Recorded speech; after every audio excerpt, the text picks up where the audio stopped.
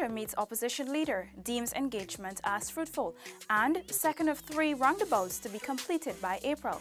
These stories and more in this week's InfoHub recap, where we review stories covered for the week of March 4th to 7th. The future of Guyana has never looked better. Our nation is on the cusp of a development program like never seen before. While Guyana is now emerging as an energy giant through the discovery of massive reserves of oil and natural gas, it is your government's intention that the huge benefits emerging from this will go where it matters most, to you, the people of this beloved country. There is a surge of confidence in the way Guyana is governed once again, and the level of investor interest is unprecedented.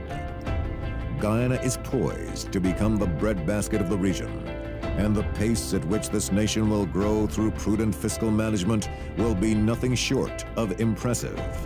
But more than anything else will be the way every Guyanese, regardless of color, class, or creed, becomes a part of this historic period of national transformation, sharing in the wealth and well-being of it all as one Guyana. The government has set out 2021 as the year for the systematic ban of single-use plastics. This was relayed by Minister of State Joseph Harmon, who was speaking at a forum in observance of World Wildlife Day on Monday. As much as 40% of the oceans are heavily affected by pollution, with an estimated 8 million metric tons of plastic waste entering the world's ocean annually. Last year, it will be recognized that we declared that we are going to have a systematic ban on single-use plastics. The work has already begun on sensitizing our population to the fact that in 2021 is the date that we have identified for a ban on single-use plastics. Minister Harmon was at the time addressing the World Wildlife Day Youth Forum. He noted that this year's theme for World Wildlife Day draws attention to marine life and life below water. This also provides a good opportunity to raise awareness about the vast diversity of marine life globally, its crucial importance to human development, and the importance of prudent management of marine resources for future generations. This theme, Madam Chair, aligns with the Goal 114 of the United Nations Sustainable Development Goals 2030, Life Below Water. In addition to aligning with Sustainable Development Goal 14, which speaks to the conservation of the oceans, the ban on single-use plastics also aligns with Objective 3 of the Green State Development Strategy. Representatives of the Russian aluminum company Rusal refused to participate in a planned conciliatory meeting with the Guyana Bauxite and General Workers Union, demanding that Union President Lincoln Lewis be removed.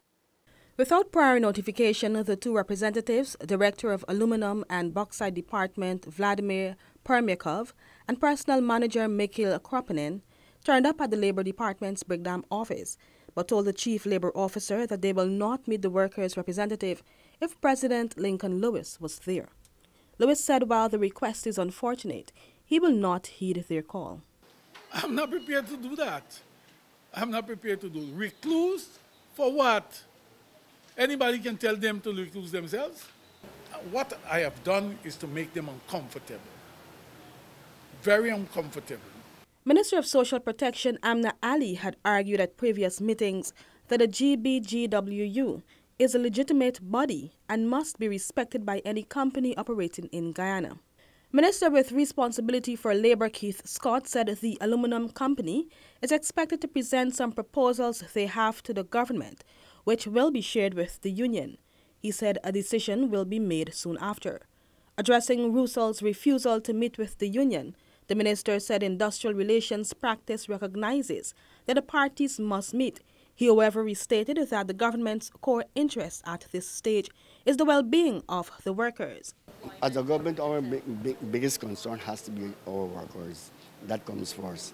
in terms of investment, while we are pro-investors and we tend to encourage investment, we have to maintain a stable industrial climate, which we have been doing.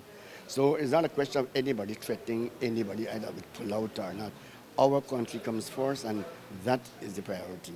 Rusal has been head-to-head with Guyanese workers at its Mapletown Araima operation after more than 61 workers were dismissed following strike actions last month. 30 more were later informed that their services were no longer required. The government has been backing the Guyanese workers, engaging with the company over time to see a swift resolution to the issue. For InfoHub, Alexis Rodney. Minister of Public Security Kamraj Ramsay says trafficking in persons offenders must be brought to justice, as he called for more successful prosecutions. Minister Ramsay, who is also chairman of the Ministerial Task Force on Trafficking in Persons, was at the time delivering the feature address at a discussion on the prosecution of trafficking in persons cases in Guyana.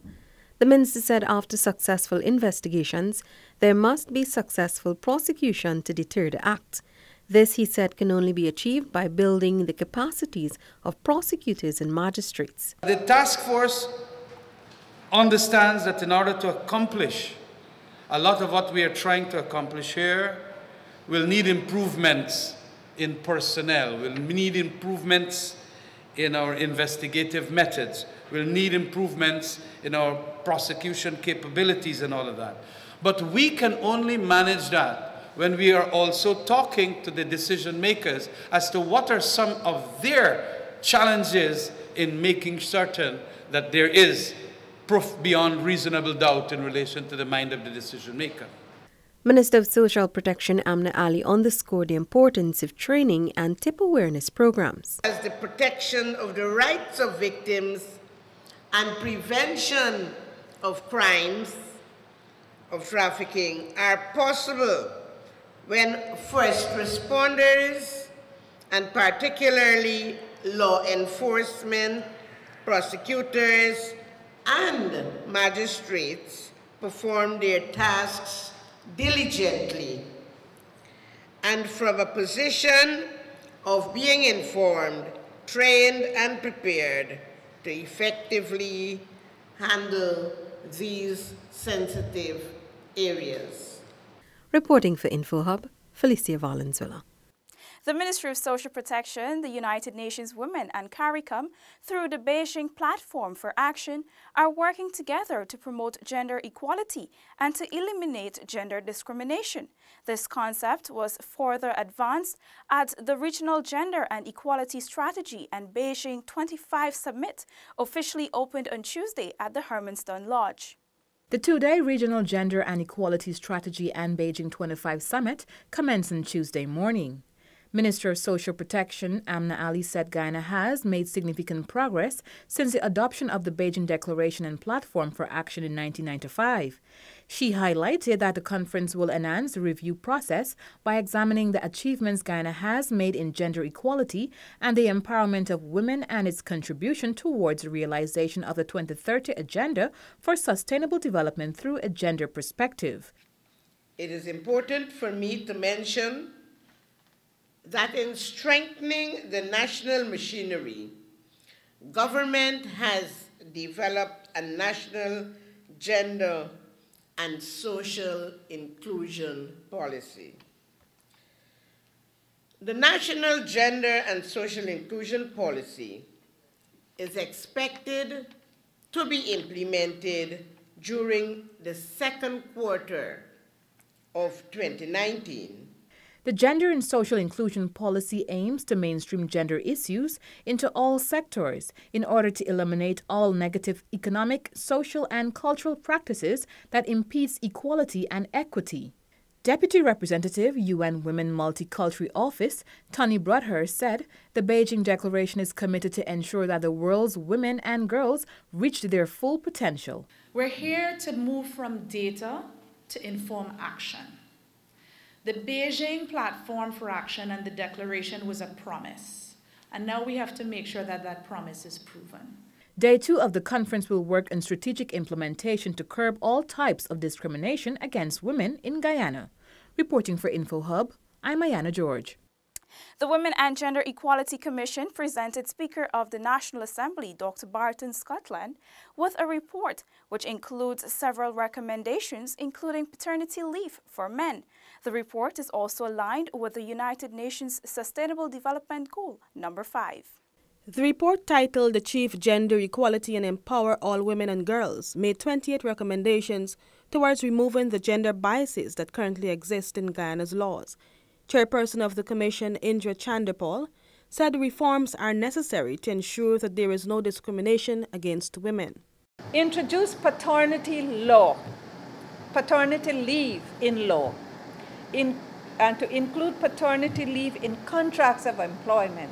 These are pretty new, groundbreaking, but we believe there must be, you need to start some way, and hopefully that if you can engage people and get people to start having the discussion, we're hoping ultimately this can become a reality. Chandapal said other issues addressed in the report include producing a harmonized code of law on women's rights. This should be one book that contains all laws protecting women, but set out as a code, not separate laws. And the code should be harmonized with international law obligations and with other national laws to ensure that there are no gaps in the protection afforded to women. Speaker of the National Assembly, Dr. Barton Scotland, endorsed the report and emphasized the need for work to be done to educate the public about its content. We are not separate women, men, but we are a country of people, and the strength of one enhances the strength of the other, and together we can build. So that today, I'm very pleased with this.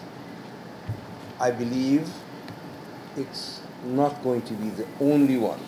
The report was prepared by international legal consultant Melinda Janke as a follow-up to information gathered from the Access to Justice program.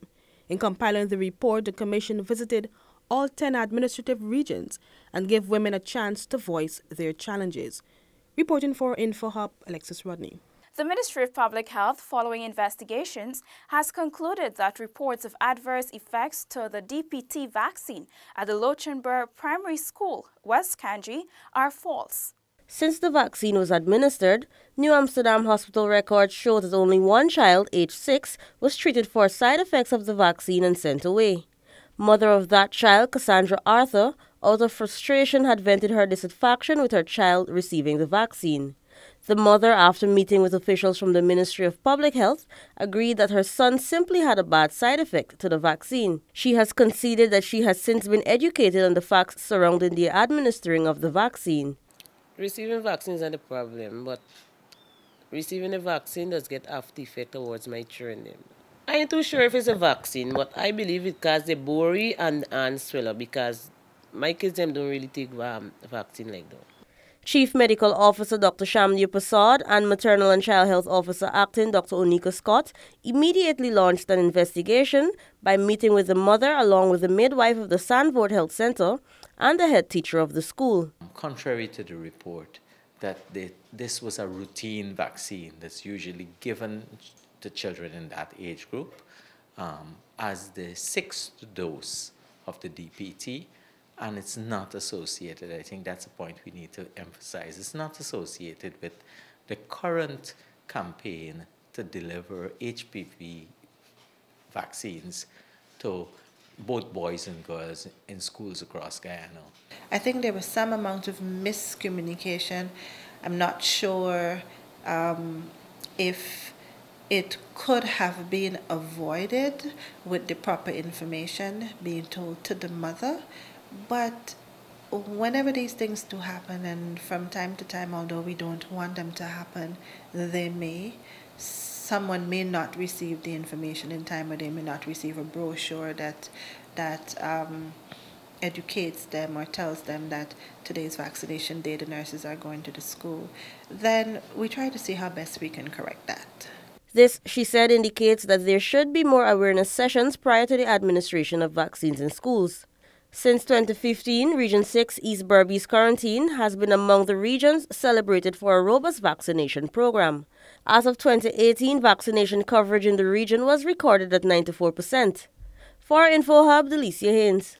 President David Granger on Wednesday met with leader of the opposition Barrett Jagdeo for a second high-level meeting. Following the engagement, the president in a statement deemed the meeting as fruitful, with both sides agreeing to work to find a solution to the confronting issues.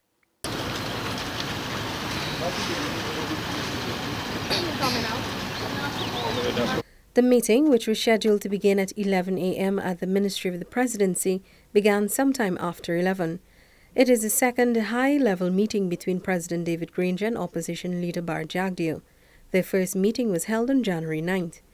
This second meeting follows President Granger's invitation to the opposition leader to meet and discuss the National Assembly's constitutional role in the present situation and GCOM's readiness and requirement for funding to enable it to conduct general and regional elections. Accompanying the opposition leader was Opposition Chief Whip Gil Teixeira and members of Parliament Anil Nandlal, Irfan Ali and Bishop Juan Edgell. The head of state's delegation included Prime Minister Moses Nagamutu, Minister of State Joseph Harman, Minister of Public Security Cameron Ramjatan, Attorney General and Minister of Legal Affairs Senior Counsel Basil Williams, Minister of Social Protection Amna Ali, Minister of Indigenous Peoples Affairs Sidney Alicock, and Minister of Natural Resources Raphael Trotman. Following the meeting, President Granger deemed it useful and fruitful, stating that both sides are working on solutions to confronting issues. I think we had a very positive approach. As you know, there are four processes taking place. One is the importance of the National Assembly. Second is the judicial process. Third is the executive process. And fourth is GCOM. The engagement this morning focused largely on the role of GCOM because it is only GCOM, an independent agency, which could determine when elections will be held. The president or the executive or any other body cannot intervene, cannot intrude, cannot interfere with the work of GCOM. So we have to allow GCOM to do its work. President Granger said on that note the opposition leader was insistent that a date be set for elections. He is, in all fairness, prepared to vary the date based on a vote by the National Assembly. On the 25th of February, wrote the chairman of GCOM indicating that I am prepared to enter consultations with him to ensure that credible elections are held in as short a time as possible. The president says he is open to meeting with the opposition leader again, as well as GCOM. And I would like to meet him again. In fact, I'd like to meet the entire commission to determine what their needs are in terms of time and money. So the door is open. The leader of the opposition has agreed to meet again. The people of Guyana could be assured that we are working to ensure that elections are held, credible elections are held in as short a time as possible. There's no crisis. There are issues which have to be resolved, and most of those issues will depend on what I hear from GCOM when I consult them. For InfoHub, Felicia Valenzuela. The hosting of a forensic psychology and sexual offenses training series for members of the judiciary signals the drive to bring offenders to justice. This message resonated as the training was officially launched at the Pegasus Hotel. Acting Chancellor Justice Janet Cummins Edwards said such training is necessary for an effective justice system. The acting chancellor said the impact of sexual abuse has far-reaching emotional, psychological and physical effects on victims. We intend to improve our adjudication of sexual offences cases, reduce or eliminate secondary trauma of victims, and to adopt a coordinated approach with all stakeholders, as well as enhance our awareness of the evidence-based knowledge in this direction. It was highlighted by UNICEF's representative to Guyana and Suriname, Sylvie Fourier, that for 2019 alone, there have been 400 reported sexual abuse cases.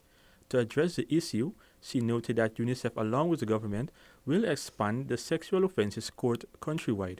In 2019 and maybe 2020, there is plan to now bring those services to scale. In particular, with the leadership of the judiciary, we're looking at expanding the court system outside Georgetown, and plan is for Berbice and Esquibevo, and therefore increasing access to services for children in challenging or have been abused.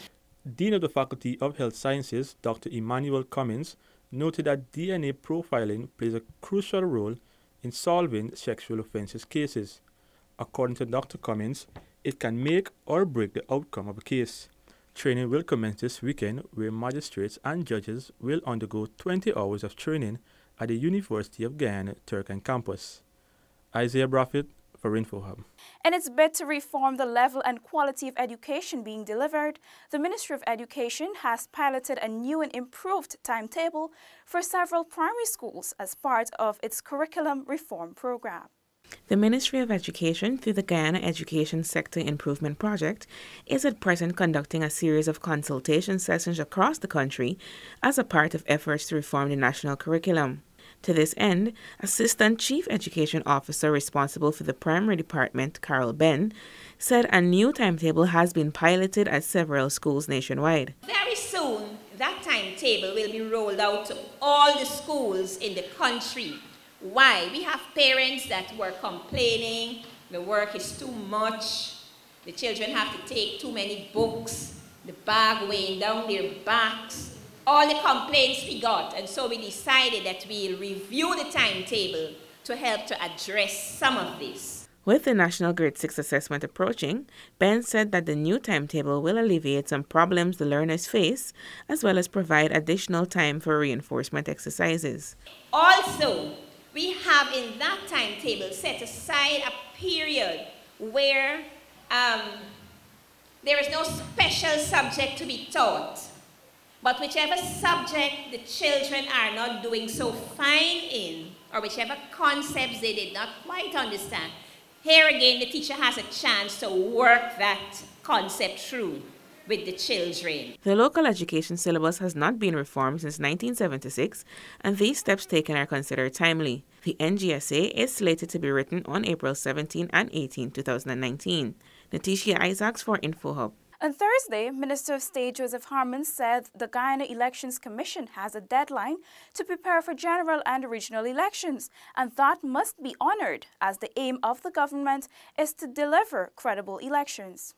The President's letter to the Chairman of Elections Commission on the 25th of February, the very last paragraph of that letter indicated that the President would meet with GCOM on consultations with respect to their readiness for the conduct of elections, more importantly, the financial resources that are required and the timeline that is required.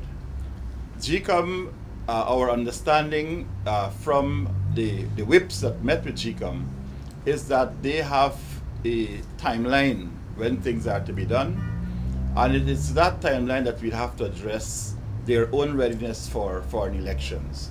Minister of State Joseph Harmon. President David Granger has made it clear that GCOM is an autonomous body, an independent agency, and no part of the Constitution gives the President or the Executive in general authority to interfere, intervene, or intrude in the work of the Elections Commission. Adding that government will arrange as quickly as possible a meeting with the election body to ensure that the nation is satisfied that it is moving towards elections. In this regard, Minister Harmon says the President has instructed that GCOM be advised about an early meeting. I will follow that up this today to determine when best, but it's going to have to be done within the next 3 to 4 days so that we can get from GCOM their readiness for delivery of credible elections. I think this is important that the President spoke about. It is about delivering credible elections and not just any elections that will end up creating more confusion than they solve problems. The President and the opposition leader met on Wednesday for their second high-level meeting.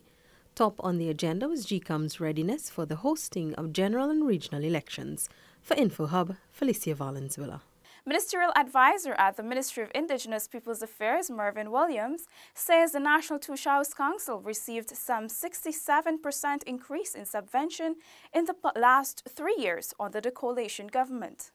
The National Tushaus Council is the body that represents the indigenous peoples of Guyana. When the administration took office in 2015, the council was receiving a mere $12 million.